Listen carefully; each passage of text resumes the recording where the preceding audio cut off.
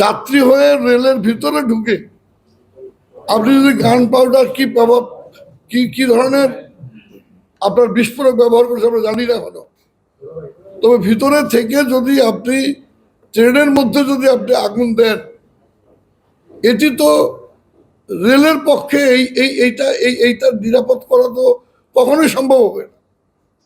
আপনি যাত্রী হয়ে বাসের মধ্যে উঠলেন আর সেখানে আপনি আপনি আগুন দিলেন, তো এইটি কি, আপনি তো যাত্রী বেসে গেছেন, আপনি তো আপনার আপনি সন্ত্রাসী কর্মকাণ্ড করার জন্য এটা করছেন। আমাদের এত আইন শৃঙ্খলা, আমরা চুরি ডাকাতি এই ধরনের ক্রাইমগুলো হচ্ছে। এখন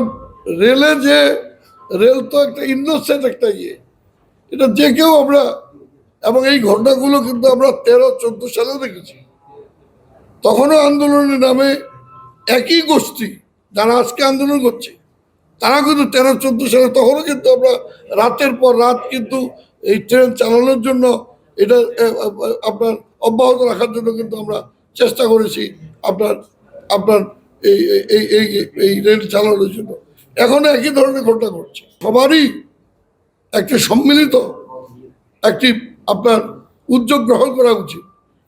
একটা রাজনৈতিক গণতান্ত্রিক একটা দেশে রাজনৈতিক কর্মসূচি দিতে পারে আপনার, এবং এখন আমরা সম্প্রতি লক্ষ্য করছি যে আগে বাসে আগুন দিত, ট্রাকে আগুন দিত, সিএনজিতে আগুন দিত, সেইটা কিছুটা কমে আসছে।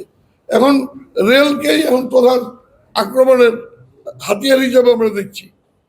তো এইটি আমি আশা করব যে, যদিও আপনার এই গাজীপুরের এই ঘটনায়, রাজনীতি ঘটনার পরেই আমাদের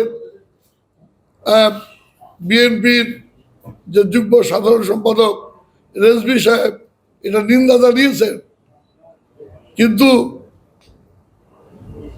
যখনই এই ধরনের রাজনৈতিক কর্মসূচি দিচ্ছে তখনই সহিংসতার ঘটনা ঘটছে।